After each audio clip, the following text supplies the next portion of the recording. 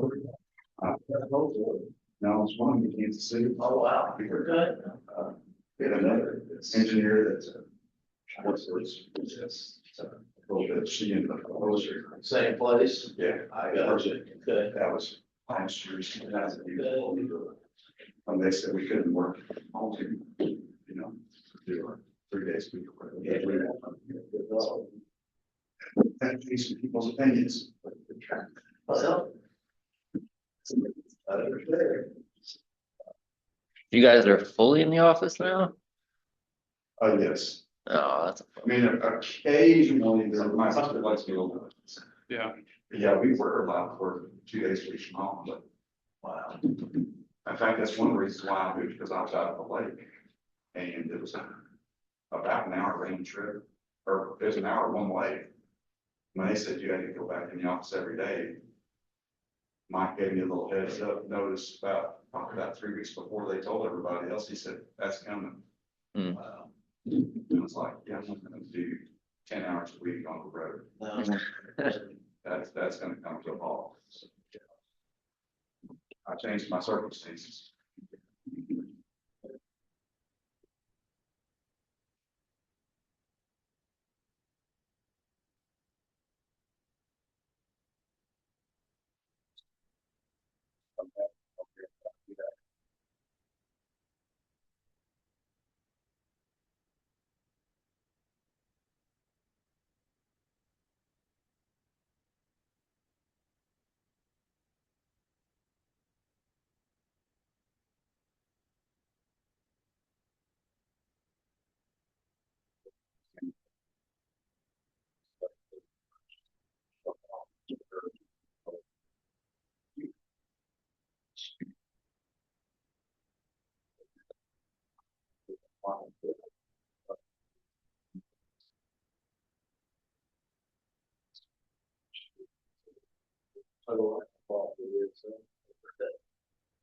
That's where Steve Bond is. Is he still with? I think so. Really? And apparently she is Steve complex. Is that right? So, Okay. but she would have grown up in that office working. there. Oh, yeah, for sure. Yeah.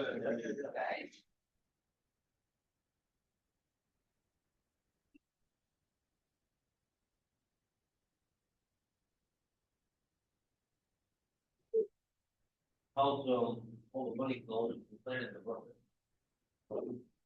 Giving you about 1%.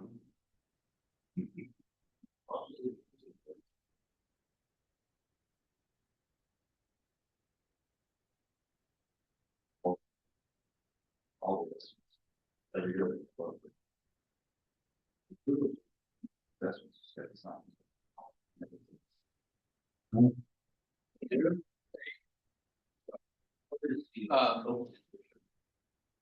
I got the financial number from the previous quarter today. Oh, okay, cool. Thank you.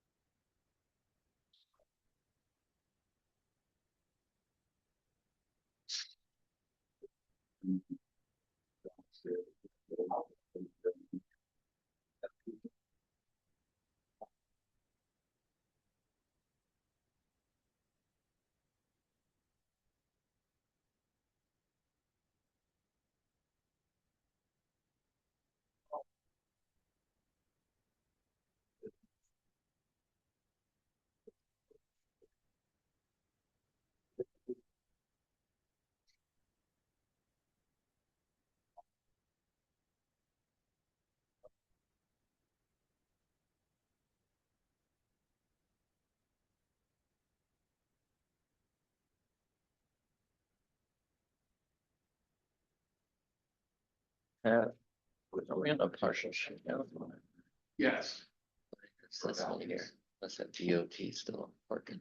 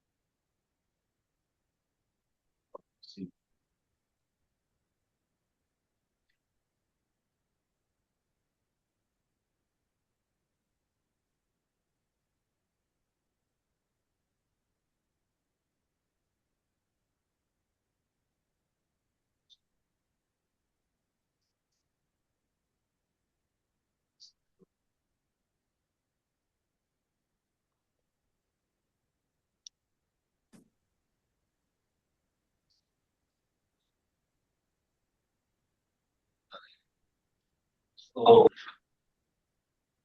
Hey, Jay. Hey, can you guys hear me all right? Yes, sir.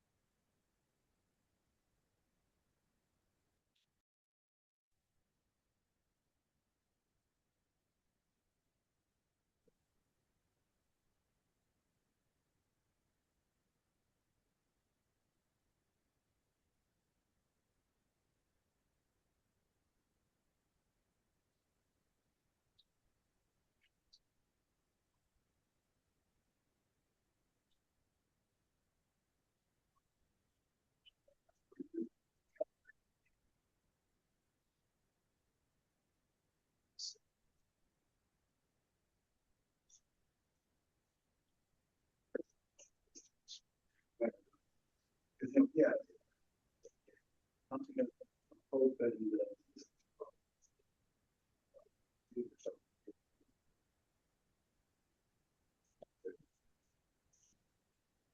Test our bandwidth here.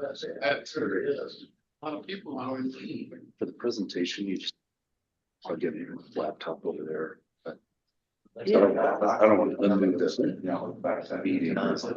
Do you have a flash drive? Let's switch it by a flash drive. Yeah. You want to do it that way? Yeah. I can help you get it loaded up. Oh, like he. For sure. hey, how are you? Good. Okay. Okay.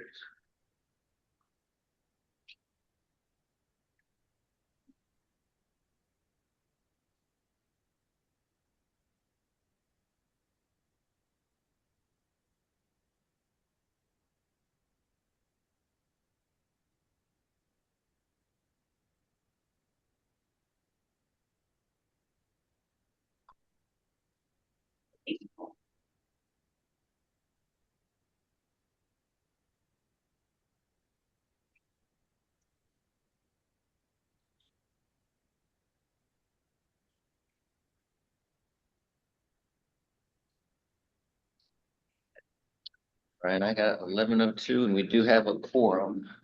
It's gotta be comfortable of them.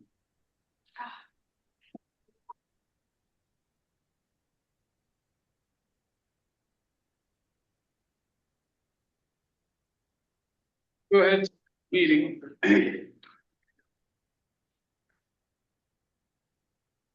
This is the February 4th, 2026 Sempo Technical Planning Committee meeting.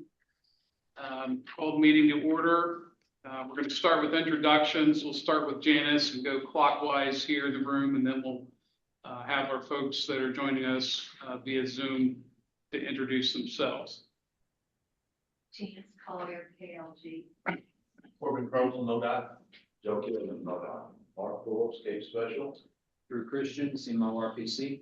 Alex McRoy, Sempo staff. Ryan Schrumpelin, City of Cape Girardeau. Jenny Smith, Cape County Transit. Rodney Bullinger, City of Jackson. Brian Finer, Folsom. Sean Straight, Folsom. Let me go read I don't want them having a fight for who goes first here. And online, we have, Dave Knudsen, Tom Caldwell, Ashley Catlethorne, Michael Brandon, Cecily Cochran, Tara Ball, Gabrielle Westcott, Dick Gerard, Eric Brown, Melissa Peace, Rob Schiffer, Sean Light, and Vincent Matheny. Matt. So, we have our JFA consultants for the multimodal freight online. We have our transit consultants here with us today. And we also have our Metropolitan Transportation Plan representatives with CBB on the call as well. Do I have a motion to adopt the agenda? So moved. Second. Mark, all in favor? Any Aye. opposed? The agenda is adopted. Okay, Motion. Mr. Chairman, do we have enough people in the room where I don't need to chime in on the action items? I think we still have a quorum even without. We have 6 exactly, Jay.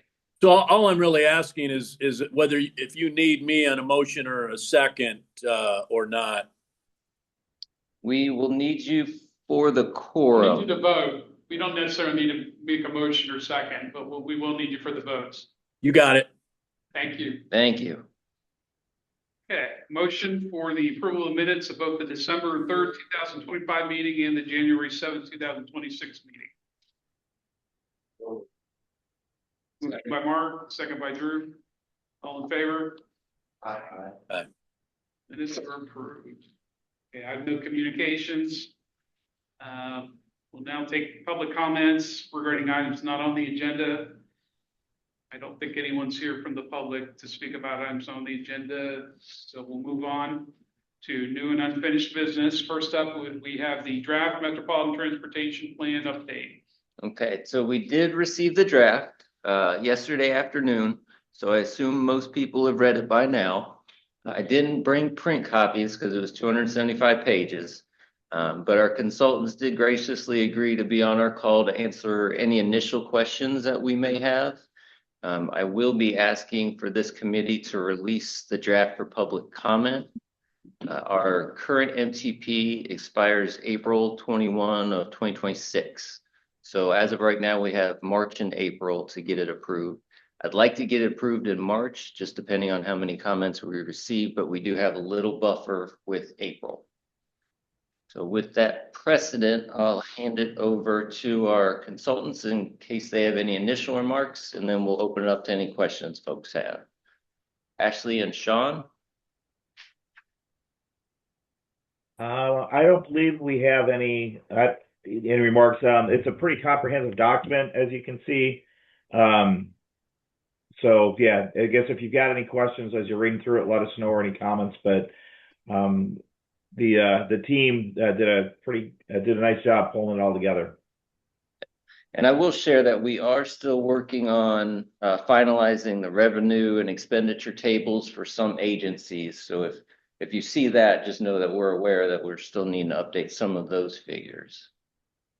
One thing I did catch in my brief time looking through it, I thought this page was pretty cool on page 26, if I could jump to it.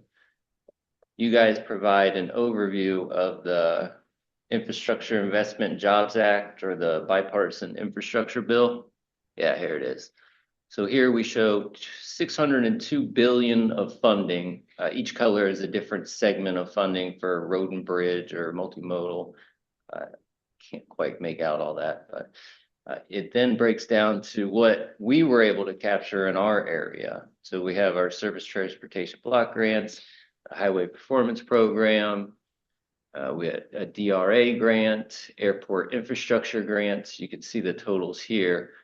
They even had our Safe Streets and Roads for All grant for the planning study. And all that equated to 34 million point something for our area just through that legislation. And I don't know, do you include TAP grants in that? We had a few of those we could put in there. Is TAP considered part of the Infrastructure Act? I think it would be. Melissa or Ashley, are you? Yeah, Yeah, so TAP if is included in that. yeah, and if you click on just below that 602 billion figure summary, there is a footnote, and you can refresh it. So that table comes from the most recent updates per the MPA. And so as they award new things, you can refresh it and see what those numbers change to over time. Oh, okay. Well, again, I understand most folks haven't had a chance to really even open it yet. So this will be our first opportunity I to, did want to ask. yeah, go ahead. Sean, could you or somebody on your team kind of give us just a real quick overview of what you learned from your traffic modeling and forecasting? That's a critical component of this plan, and given how lengthy that document is, it'd be nice to just kind of get a a report from you about what did you guys find as far as growth in the region, how that would affect traffic patterns within the planning window. Yeah, the last plan had a pretty significant update to the travel demand modeling component. We looked through the models and kind of went through what was in there. We did not do a major demand modeling update for that. So I think this one was a little bit more focused on some of the engagement that we did and working with the agencies, and less so on really drilling into that demand model. So nothing changed? Not significantly, no. That I think we were projecting I-55 experiencing congestion by 2045, and Independence was also named. I'm trying to think of a couple of, I think there was at least two more. But this study obviously goes out 5 more years, so we're looking at 2050 in this one. Right, and in that 5 years, there's not a lot of changes, and frankly, the demand models, you know, I always say is doing traffic forecasts. If we were that accurate within those forecasts, I'd be doing something other and making a lot more money at it, right? So there's really not a whole lot of change between 2045 and 2050, just in terms of what those growth patterns would be. MoDOT has programs on a number of their interstates. Of course, they're redoing 70 right now. They're starting to dig into 44. They've got 55 down to the Twin Cities area down to 67. So they're working on their system and updating that kind of as they go. With the last 2 governors, there's been a lot more political support to put state money in to try to make improvements on those corridors. Let's see. Any other questions for the MTP?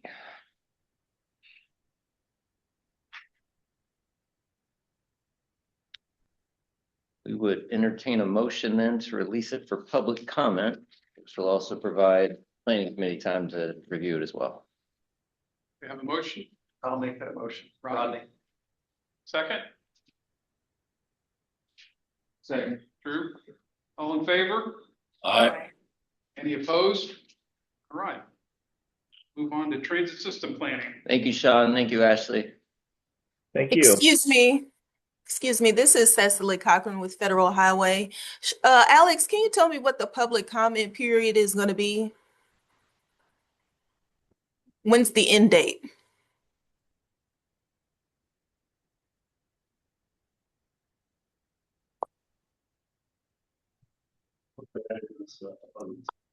I don't think that would mess it up. It shouldn't. It's kind of coincidental, Brian. Or not Brian, Sean. Can you all still hear us? Don't Now, plug it in yes. again. We weren't able to, but we can hear you now. Yes, we can. I just wanted to know what was the conclusion date of the public comment period, or does this still have to go to the board first? It's a 25-day public comment period, so it'll start as soon as I'm able to release it. Okay, thank you. You're welcome. All right, Sean, let's try it again.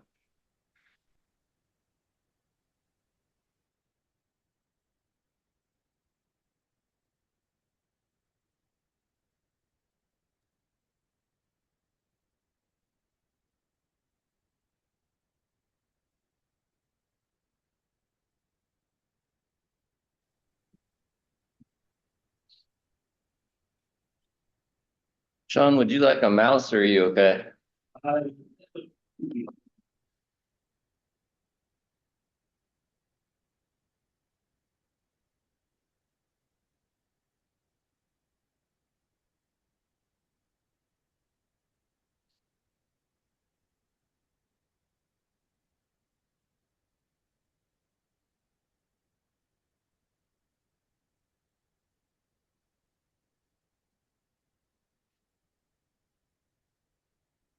I'm able to see.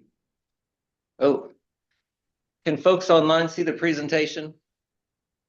Probably have to No. share screen through Zoom. Good catch.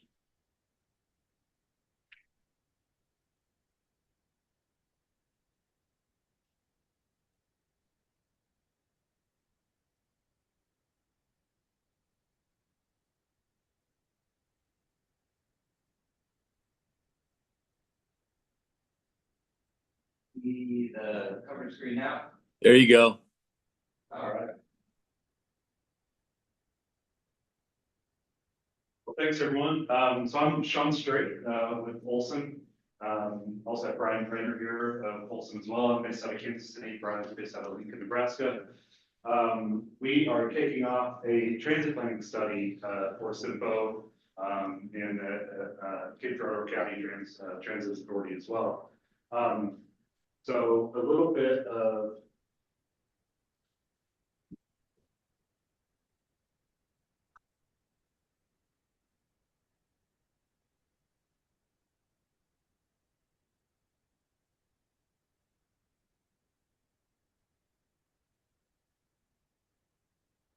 okay, so a little bit of kind of agenda of what we're looking to cover. Again, we'll be brief and we have a big agenda here. Project team schedule, purpose, scope, kind of get into some of the data collection we've done so far and existing conditions. A little bit of discussion about the engagement activities we'll be doing over the course of the process. And then if time, be looking for a little bit of feedback and discussion around the table if we have time for that. Just a sort of an introduction to our team that will be working on the study. Again, that's myself, project manager there. We have Brian here today, leading the planning components of the project. And again, we'll have a stakeholder engagement component of the project too, a lot of technical analysis as well. So I have a team equipped to do that. We've done some similar projects in Columbia and Springfield here recently, focused on transit service design. And bring that experience to this project as well. And so this is about a 12-month process. So essentially, kind of calendar year 2026, we're at the end of month one. We've collected most, if not all, the data that we need for the project, aside from a stakeholder public feedback, which we're getting started on this week. So again, about a 12-month process. We will have a couple of public meetings. Later in the process, the first phase will be focused on kind of ideas and issues identification, and then one later in the process focused on draft recommendations.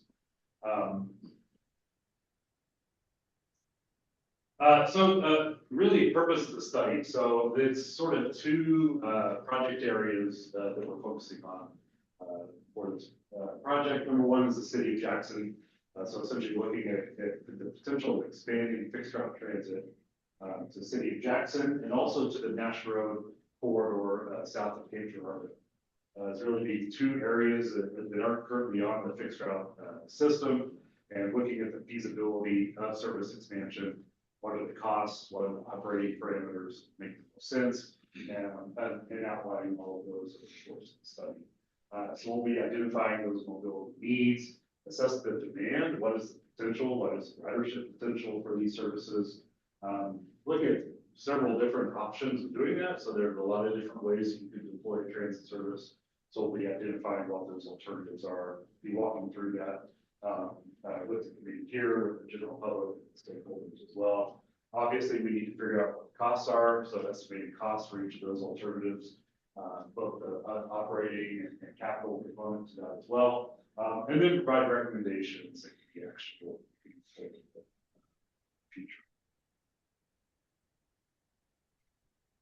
And just to kind of show the study area on the map here, again, the city of Jackson, and then the Nash Road corridor, employment corridor, south of Cape Girardeau really are kind of two focus areas.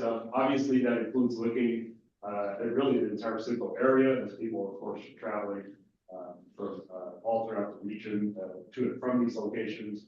So these are areas of focus. It does require a broader look as well. So Brian will walk us through a little bit more of the study process. Yeah, sure. Getting into the task I'll be looking at, number assignments, if you will be beginning to run data collection or data review and so forth. Some of that data is demographic data, employment data would be big type of a project. Land use data for natural Jackson, like Sean talked about. Looking at existing Cape Girardeau county services, the top trades to change fixed route to serve natural, for example. What are those opportunities? kind of resources available, to do that. Big part of the study, surveys, talking to stakeholders, we had a couple this morning with Robert later on today, some others today tomorrow. So that was a big part of the study, taking that input. So well, okay, sure. Yeah, sort of. Thank you. And then get further into the data, looking at preventive factors of some of the households, zero to large households, senior populations, those likely populations that would utilize transit services, walkability, by transit services with transit, that would be very effective.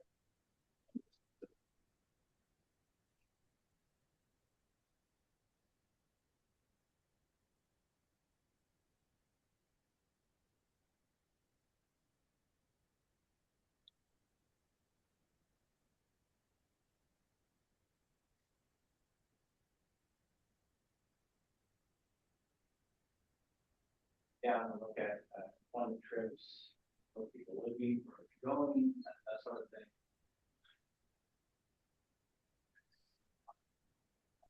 Kind of take a quick turn to talk about people who are changing. It's a little primer, if you will. Some people are. Search overview,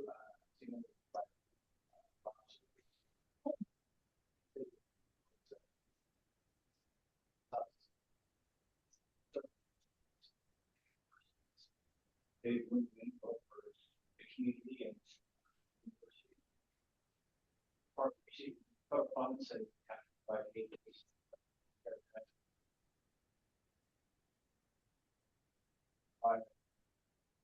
And responsible. Call for ride, book ride.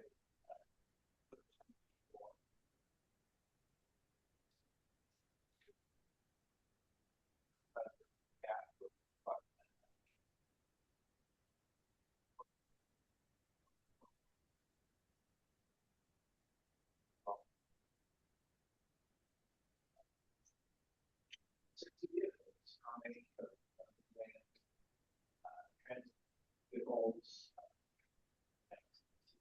buses run around town, full passenger, based on their demand for the cat. But like many, almost all transportation is the primary source of funds. Other sources include the contracts, rider fares. Of course, they receive funds from the city, the county, which is great. These are all central for math requirements. I will say they receive funds from different organizations, and the list is pretty impressive. So again, rather than look at for those type of funds that help with math requirements. Ridership is increased by a 12% increase from last year, so that's always a good thing. The demand is there.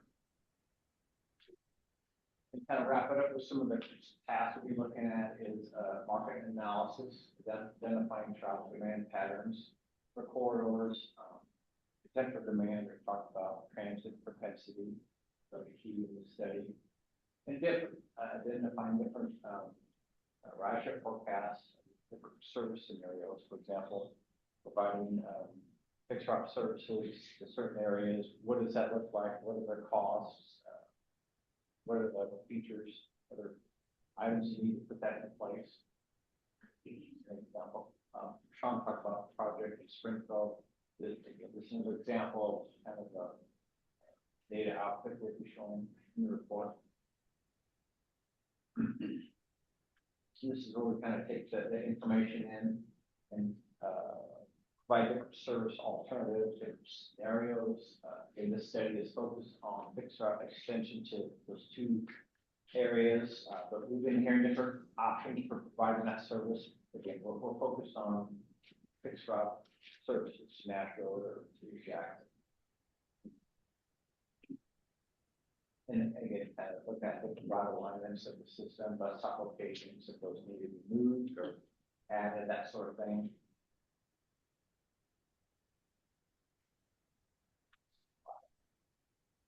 Oh, one more, okay, financial operation analysis, very important for, kind of the service scenario section. We, make recommendations for increased Spanish service, for example. What does that take? What are the operating hours? For example, you need additional administrative staff to operate that service, additional maintenance staff, that sort of thing. Of course, you expand service, not only need drivers for that service, but you need possibly additional dispatchers and that sort of thing to operate the service. So that's something we'll provide organizational and operational type of requirements as part of the study. All right, and wrapping up here, just a few more notes about the public and stakeholder engagement. We are going to have a couple of public meetings later in the process. The first one, spring, looking at probably April or so timeframe for that, where we, after we talk to all the stakeholders, we've collected all this data, we go out to the community and get their thoughts on issues, ideas, challenges as it relates to transit. And then phase 2 of that will be in the fall, once we have some draft recommendations that are under development, get some feedback on those before we wrap up the process. There will be a community survey component to this, so we'll be putting a survey together where we'll be looking to distribute that widely.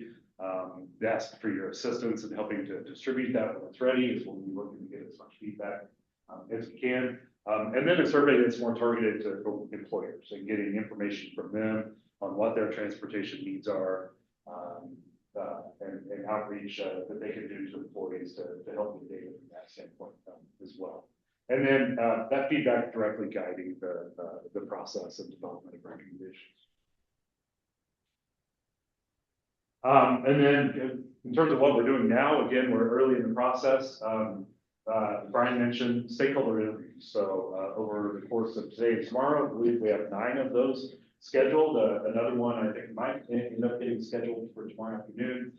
So this is us learning from you about what the issues and challenges are, what the needs are, what your ideas are for transit services in these areas. And then kind of taking that, merging it with the data that we've collected, then starting to come up with some potential service alternatives. Is really the point of that. Aim to keep you apprised throughout the process, as well as the stakeholders that we've met with. If you're not on our calendar to meet with us and you have ideas, would like to meet with us, have some business cards here, contact information at the end of the presentation. Happy to talk to anyone that might have some thoughts that will benefit the study. And then, of course, wrapping it up with on a report that we focus on implementation. So, example, again, showing examples from past projects as we are just getting started here. But we'll need to put together what's the cost look like. What's that cost look like in 5 years? What's it look like in 10 years? Operating side, capital side. How would you go about implementing the service? What are the steps included? Looking at lead time for procuring vehicles, making sure that you have staff, making sure that you have the funding lined up. So outlining that whole process and the time that it takes for that before opening day of the service. And then I'll defer to the committee as to if there's time for this. I know you have a busy agenda. The things to think about in terms of feedback that would be useful for our team moving forward. What are your top goals? What are the opportunities you see for expanding transit in these areas? What are the biggest challenges or barriers to that? And then think about who would use the future service: seniors, students, commuters, low-income residents, et cetera. So again, defer to the committee if there's time for any of this feedback now. If not, again, feel free to reach out to us some other time. So, and then contact information if you need to reach us. Any comments, questions, feedback at this point? Sean and Brian came into town yesterday and they've already met this morning with the chamber and SEMO Ready. I believe they're meeting with Jackson this afternoon, right? Yeah, so they're already making progress on their stakeholder meetings, and they'll be doing that today and tomorrow.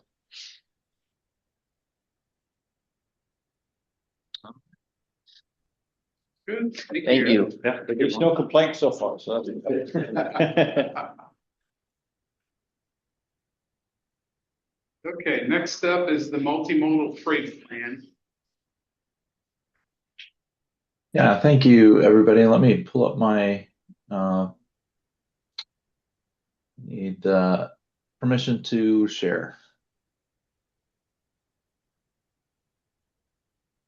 Thank you.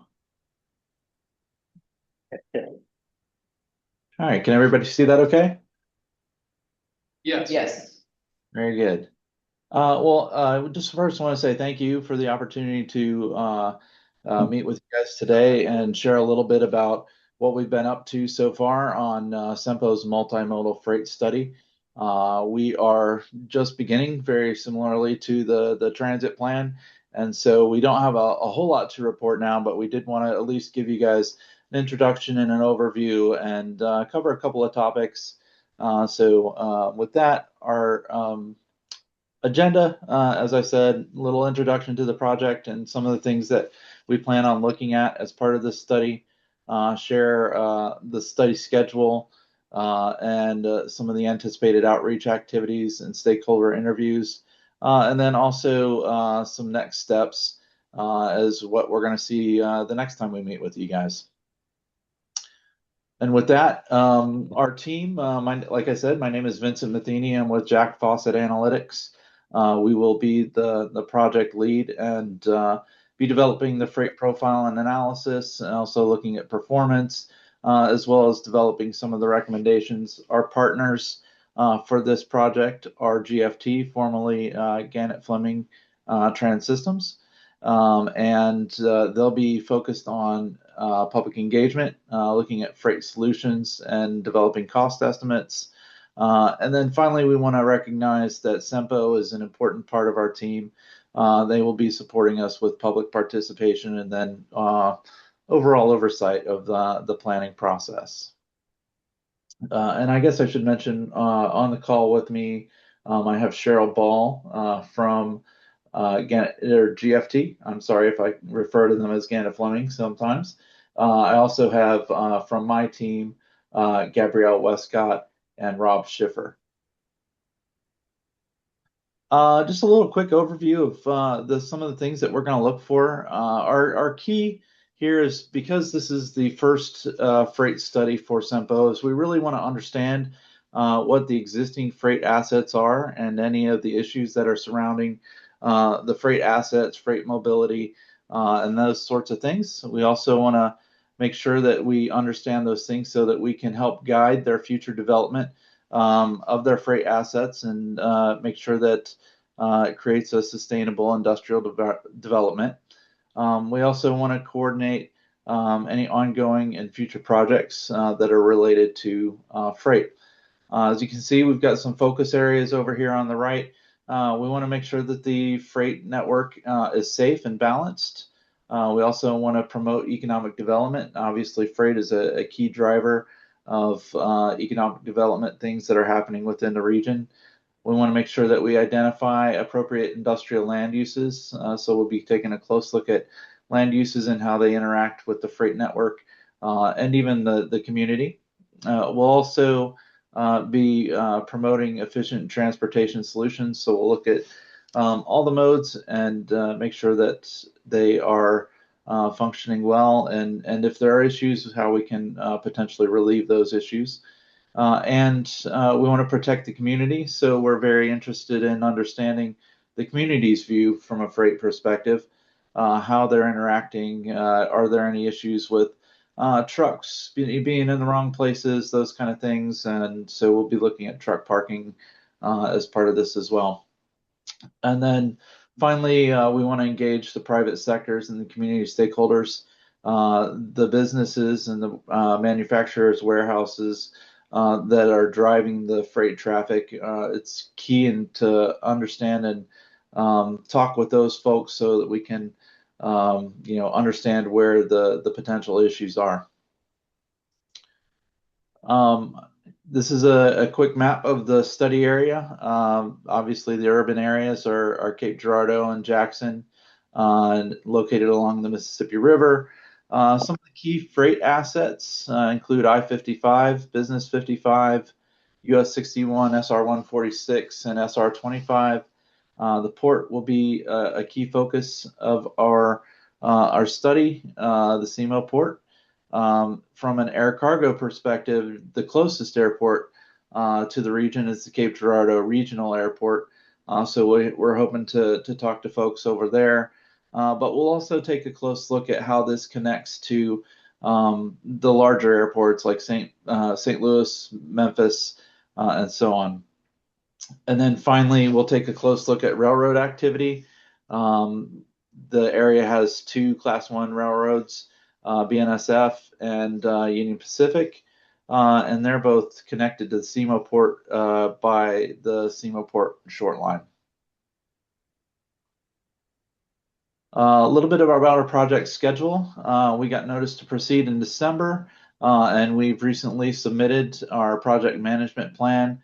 We are finalizing our stakeholder engagement and public outreach plan as well. And we've also started work on the freight market assessment. And so we're starting to look at origin and destinations. We're starting to look at the freight assets that are within the area. We're also soon going to be starting on task 3, which is our freight performance section. We'll be taking a look at how all of the assets are performing, looking at, obviously, we'll be looking at a multitude of things to make sure that things are going well and identify any issues. And then we'll jump into our solutions in task 4 later in the spring and summer. And then finally, we'll have our freight constraints and opportunities. We'll look at those in the late summer and into the fall. And then we're hoping to wrap this up in September with our final report and gain acceptance and adoption late in the fall and around not Christmas time, but Halloween. So that is our current schedule. And then anticipated outreach activities. We do plan on meeting with you guys at least 3 times, if not more. We're hoping to bring you our initial findings in April, review the market and performance assessments in June, and then a review of solutions and strategies in the August timeframe.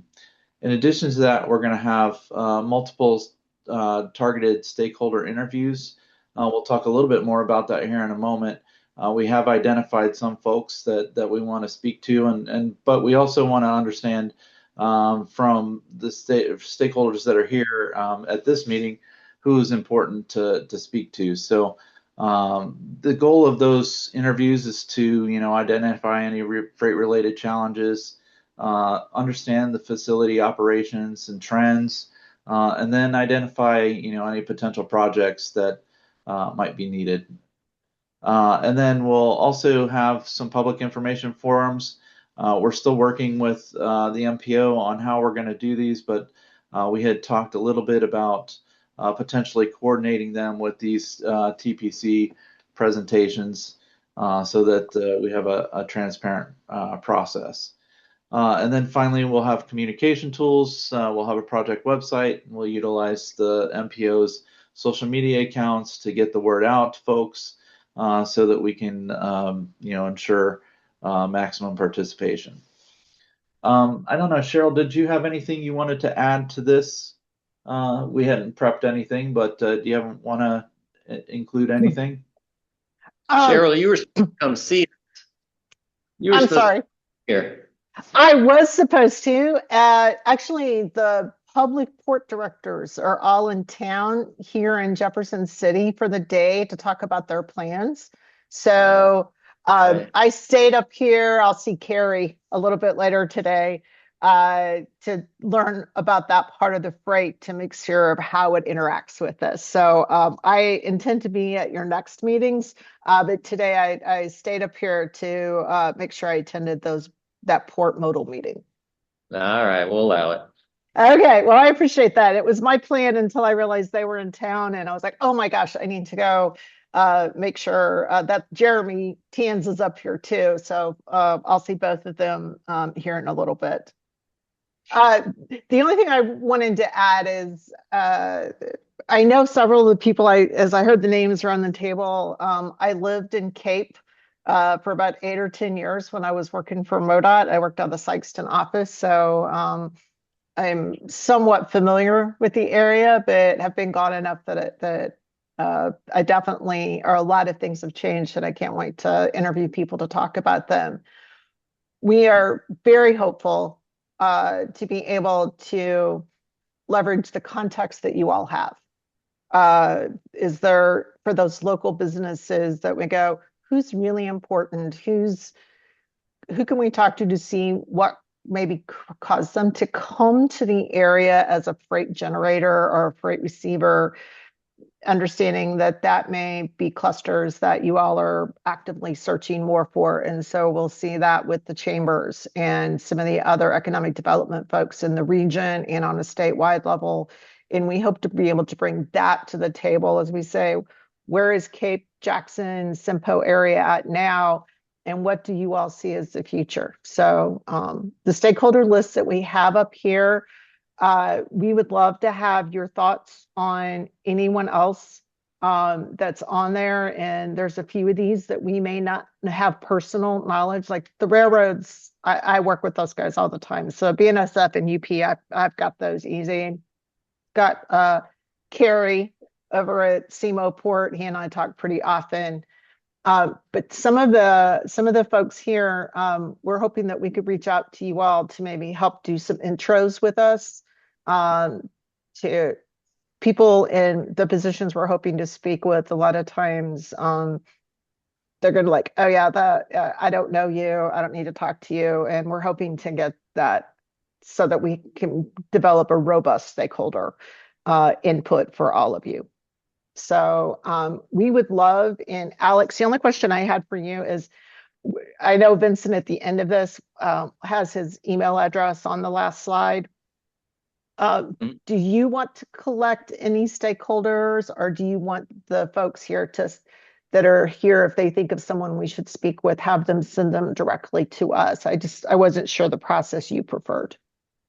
Yeah, and working with Jeremy, I think it would be good to get you guys in contact with the Jackson Chamber, the Cape Chamber, ready to get some of these contacts as well. Okay, yeah.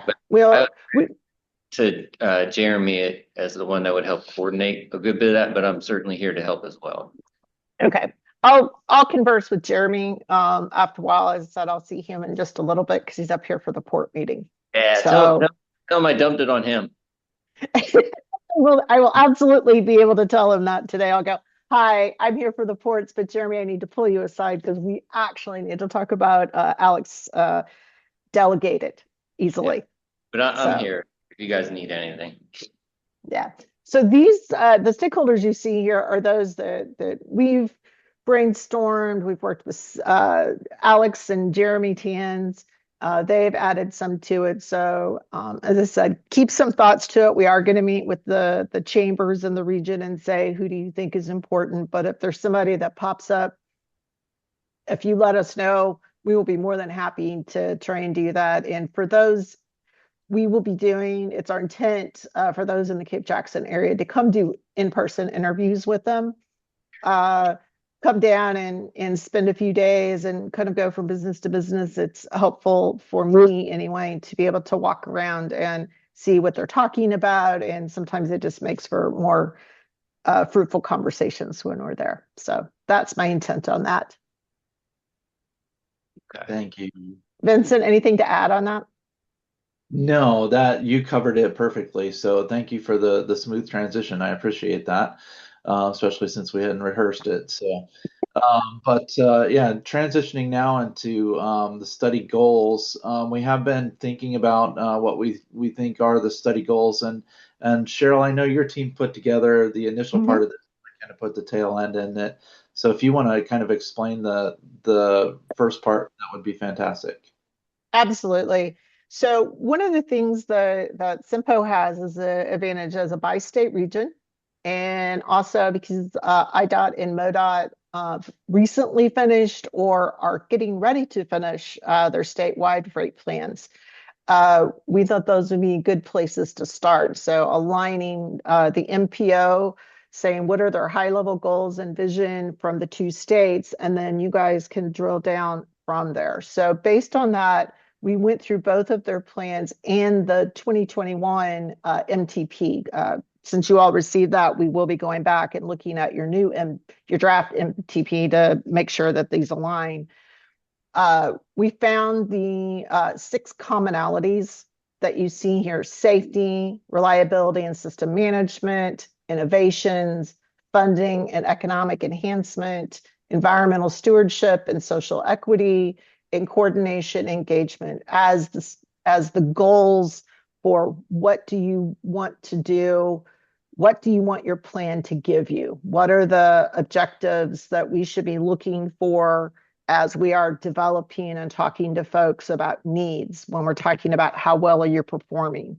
These goals will be what we try and tie everything back to of these are the things you want. So based on the first 3 columns you see there is MoDOT, IDOT, and MTP. Then the 4th column is kind of a somewhat merging of those, influencing of those to say, what do we think that could or should look like as a first draft for this group to say, for SIMPO, this is what we want. So I'm going to turn it over to you, Vincent, I swear, in just a minute. What we would really love you guys to do is we've looked at these, we've kind of drafted them. Frankly, a blank piece of paper is usually the quickest way not to get input from a group we're talking to. So we put some draft together saying these may not be perfect. We think they're close in there, but we would love that discussion from this group to say, yes, you're on target. These, you don't have to set them in stone today, but we'd like to know if we're on target with them, because we will use those to frame the rest of the study that Vincent outlined just a few minutes ago. So Vincent, I will now turn it back to you. Yeah, thank you, Cheryl. Yeah, and so the goals that we came up with after looking at those 3 documents, for safety, we came up with ensure the safety of all users of the transportation system as they interact with the region's freight network and assets. For reliability and system management, we came up with optimize the reliability of the multimodal freight network by prioritizing the maintenance of existing infrastructure and leveraging data to improve system efficiency. For innovation, we came up with adopt and support innovative technologies and future-ready operational strategies that enhance the efficiency, security, and resiliency of freight movement.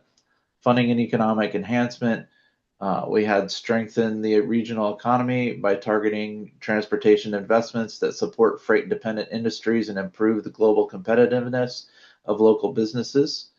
Environmental stewardship and social equity, minimize the environmental and community impacts of freight operations while ensuring equitable access to economic opportunities and the fair treatment of all residents.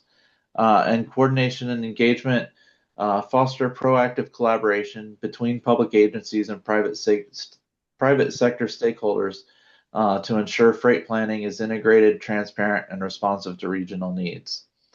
As Cheryl said, these are just a draft. They're our first cut, and so we certainly would love to hear any comments that you might have about those. And if time doesn't allow right now, we'd certainly like you to reach out to us or to Alex and Jeremy to make sure that we understand the needs of the stakeholders. So with that, that was my last slide. I will move on to the next steps. So really our next steps are to begin, actually we've already begun the freight market assessment.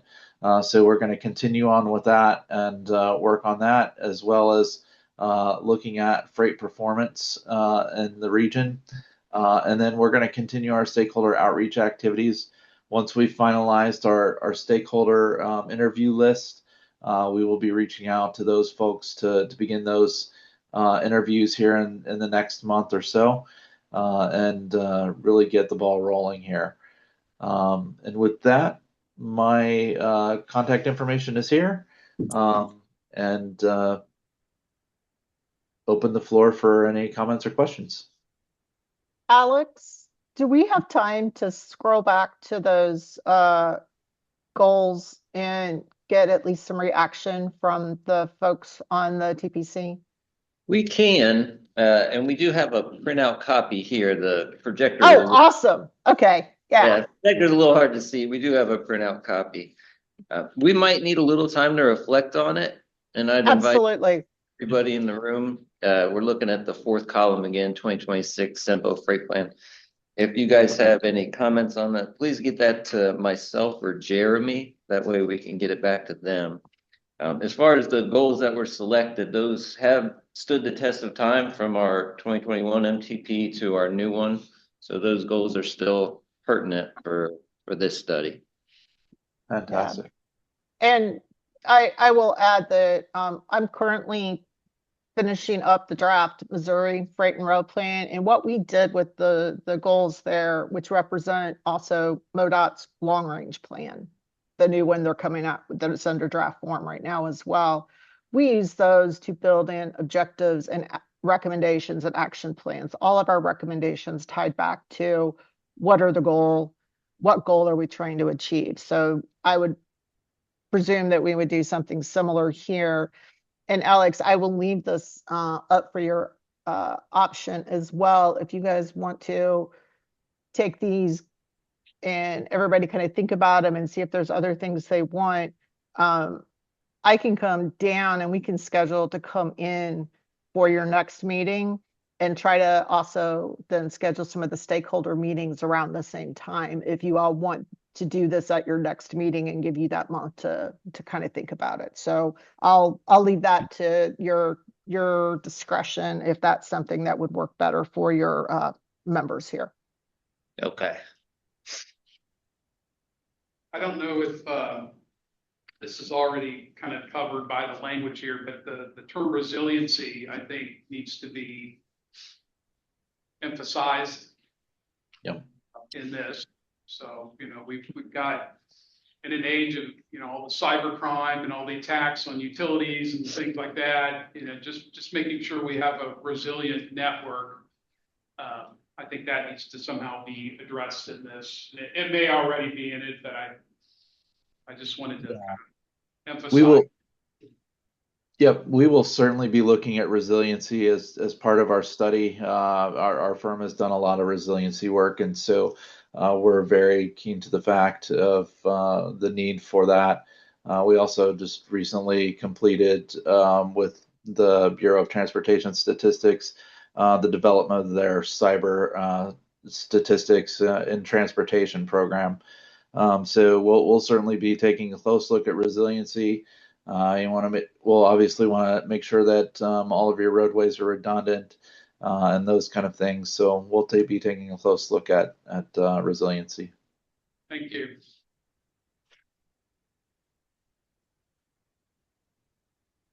Any other thoughts? Thank you so much for your time. Appreciate it. We look forward to working with you guys. Thank you. Thanks, guys. Thank you, Cheryl. I'd like to thank all the consultants that were participating today, and we do appreciate your taking the time out to present the information to us, and also a pleasure to meet you. Okay, we're going to move on now to our FY 2027 Unified Planning Work Program. Yes. All right. So I have one handout for this item. It's this table here, and I'm going to make a recommendation in company with mea culpa. And just let me explain why my recommendation is what it is.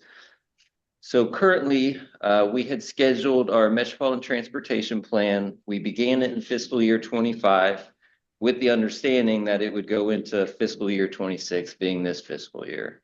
When planning for fiscal year 26, we scheduled our transit study. We also scheduled the multimodal freight, and we are updating our transportation improvement program. That's a lot more planning initiatives than we typically budget for each fiscal year. So looking at this schedule of required documents, you can see our next MTP will need to begin in fiscal year 2030, which is really the year 2029. And in between now and then, we'll have to have at least one planning year where we don't plan or schedule a larger planning initiative. Just that way replenishes our reserve fund. So we have a 2-year reserve fund policy, meaning as much planning funds as we get, we want 2 years in reserve. That way we have the funds when we have federally required documents to do. So in looking at our schedule and our next MTP, it makes a lot of sense for FY27 to be the year where we don't add additional planning documents, simply because transit study is projected to be a 12-month process. We're going to be late fall into winter by the time we're wrapping up the transit study. The multimodal is on the exact same timeline. So by the time those 2 plans are wrapped up, it'll be time for us to begin planning for FY28. So I think it makes sense in FY27 to build up our reserve fund again. That way we're not in jeopardy of being out of compliance by our 2030 MTP. We could delay it. We do have funds to schedule something, but my recommendation would be finish the planning initiatives we have currently and then schedule FY28 in the winter next year. Alex, I would support that. And one of the reasons being is I don't think we want the public to get fatigued, because all these plans and studies typically have a public engagement component. And when you're just having open houses and meetings and stakeholder interviews all the time, I'm afraid it's going to start watering down the effects of that as far as participation from the public. So we are being very ambitious this year in taking on several programs, and they're going to be very beneficial. But I think we do need to kind of pace ourselves so that we don't, certainly on the public engagement side, kind of exhaust our opportunities there.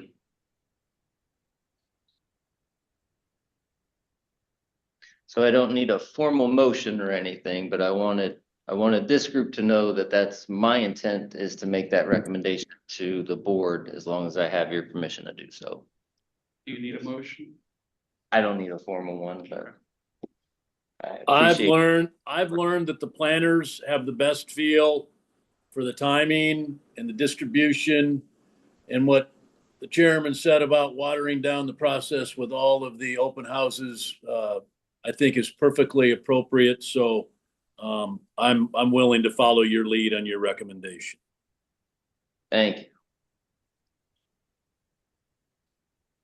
Anyone else have anything to add on that? Okay. Thank you. We'll move on to the Transportation Improvement Program update. I don't have an update unless Drew has something new. Finalizing the draft document, and then to make things a little waterier, we'll be doing the public open houses, I expect later this month, for the TIP update.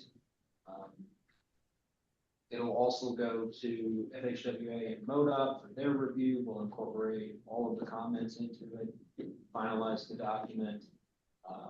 So hopefully we can adopt the new TIP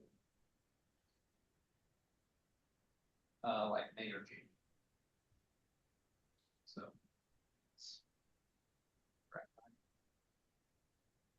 And then when were we going to do open houses? I'm going to talk to you about it after you. Oh, we can set it right now. I was looking into February. Yeah, February is not good for me. March. Yeah, we'll look at March.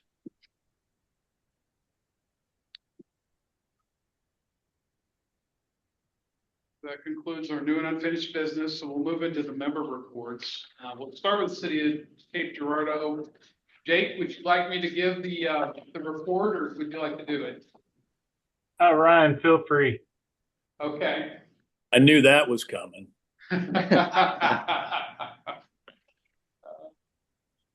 Okay. I won't do as well a job as Jake, but he can chime in if I screw up. So we're going to start with our TTF5 projects. We do have a couple left. One is the Main Street project from Roberts to Cape Rock.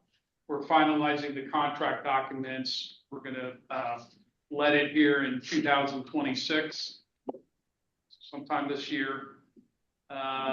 The Independence Street from Broadview to Crothers, we all know by now that project was shelved for various reasons. So that money has been repurposed. It's going toward improving North Spring Street from Broadway to Lexington. And we're currently preparing that bid package.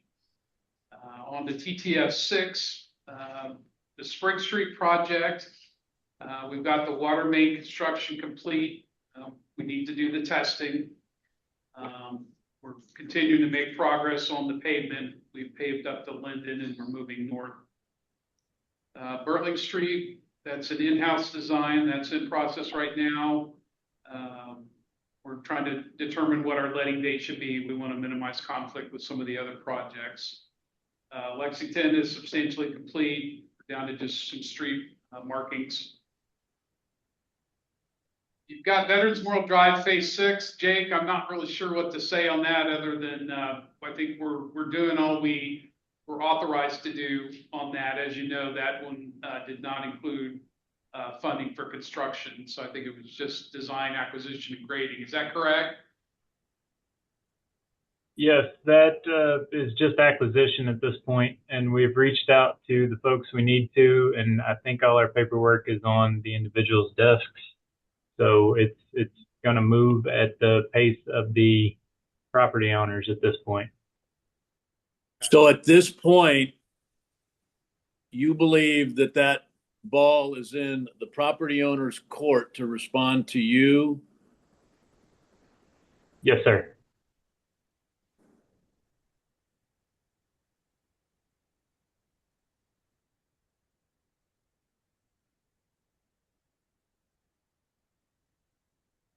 Any other questions or comments on that project? No. Okay. TTF 7, we're working on the RFQ so we can get our consultant pool established, so they can start working on those projects. Grant projects, Phase 1 and 2, the Cape Rock Drive sidewalks, that's a TAP project. We finished the design, we're working on acquisition. There were some trees that had to be removed, those are done. Cape LaCroix Trail, also TAP project, we're going to construct that in the spring. Then that takes maintenance projects, 2025 concrete street repair, that one's underway. 2025 asphalt overlay, we're down to punch list items, we're about to close that out. We're still doing a concrete street repair for 2024, but that one's in the process of getting closed out.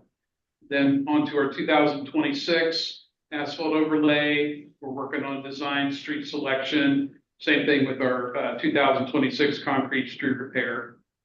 So I think that concludes our City Cape update. Any others, Jake? That was all. Thank you so much. Yeah, you're welcome. Okay, City Jackson. Yeah, thanks, Ryan. I left my notes on my desk, so I'm just I'll be brief because I know we're all hungry. Humble Creek Recreation Trail projects 3A and 3B. 3A is a TAP grant, and we just signed a program agreement with MoDOT on Monday night meeting for professional engineering services. Still waiting to hear from MDNR on Phase 3B grant application. East Jackson Boulevard lighting project between Cape and Jackson. Still running through a couple of last minute items with Chris Crocker and MoDOT that I think we're getting really close to bidding that out this month. We'd like to have that done this year. So yeah, things are looking good on that. Jackson Middle School sidewalk and crosswalk project. Monday night, the mayor and the board approved a cultural resources study, which is a domino that needs to fall to proceed with that project. Roundabout project down at the bottom of the hill.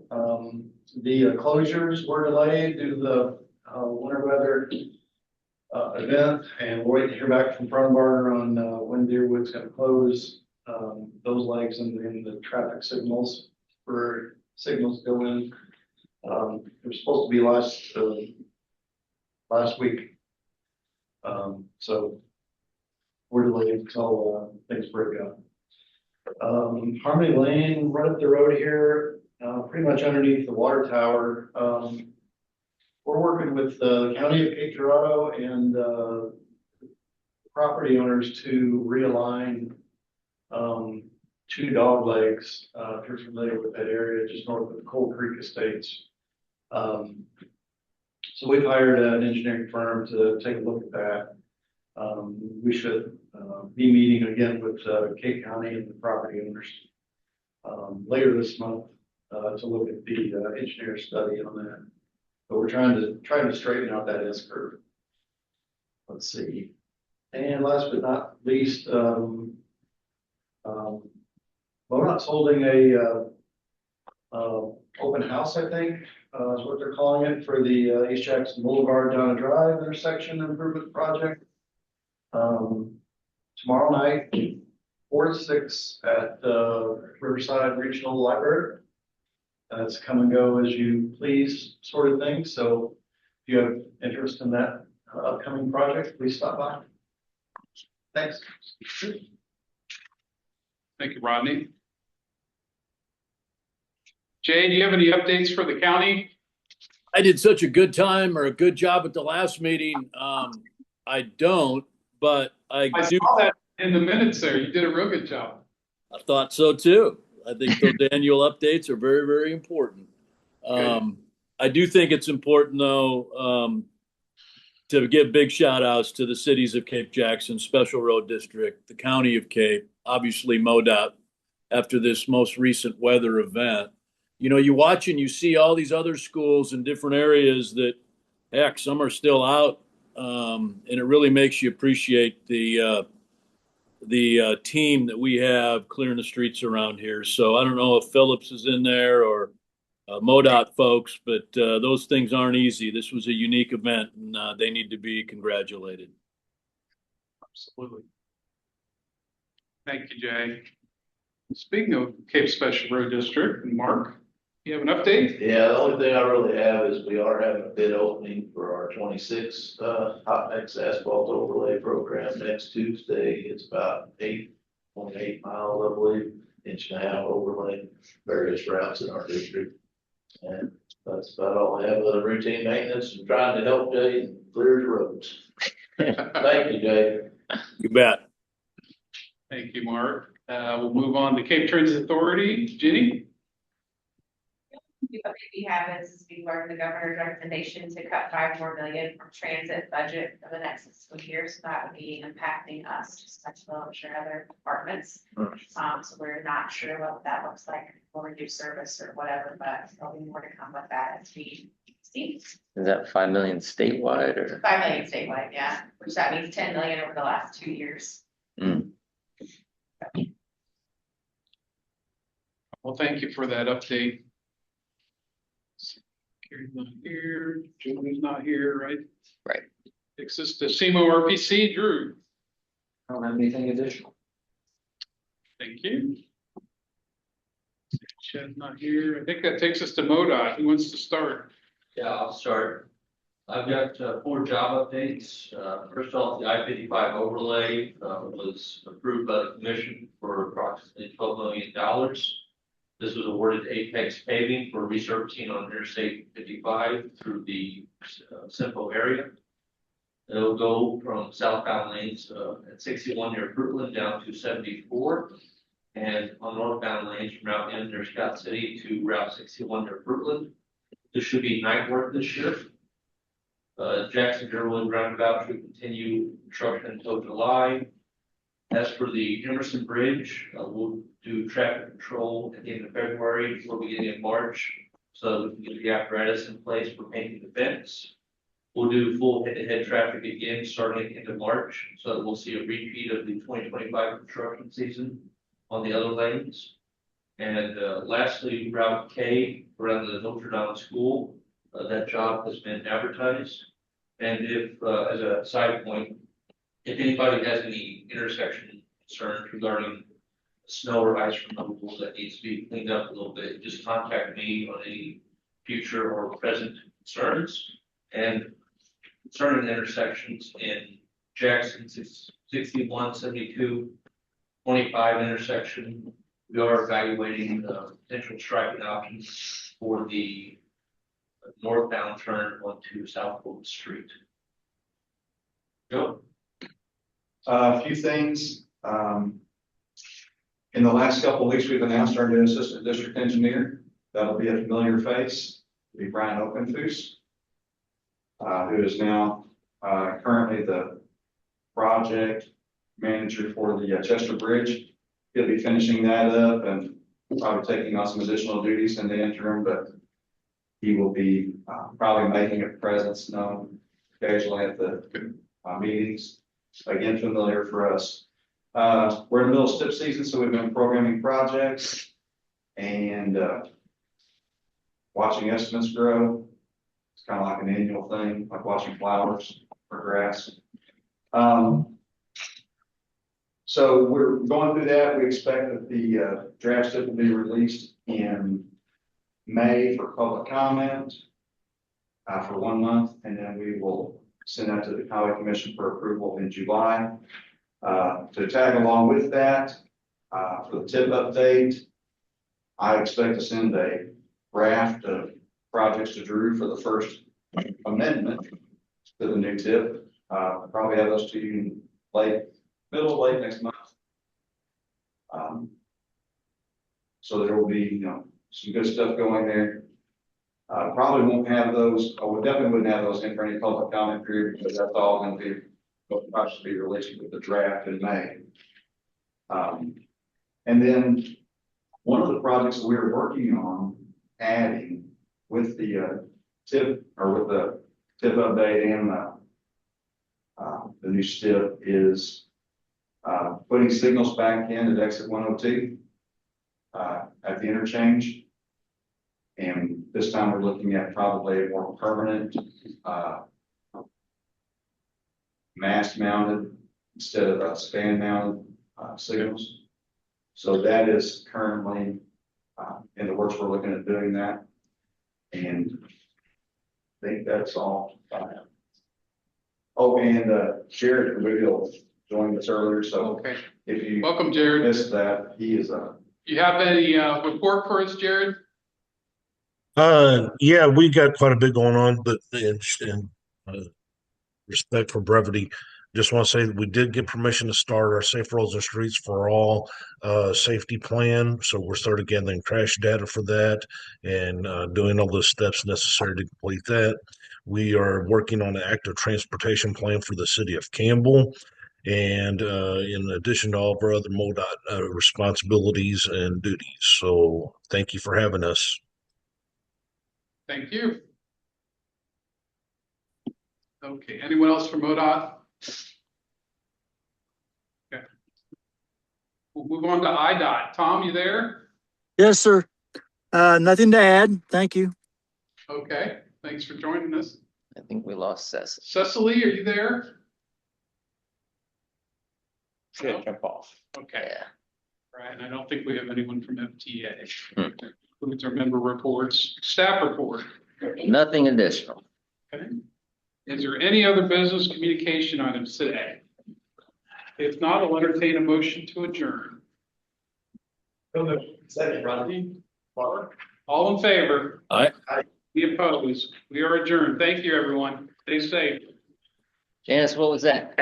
When he turned it to me for a staff report, was that you better not, you better not add anything else to this.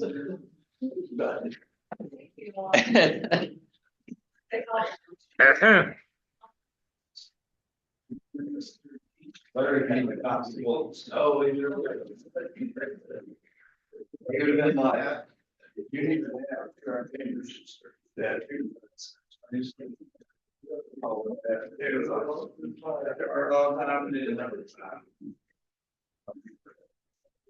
so he spent his time in crowd sector.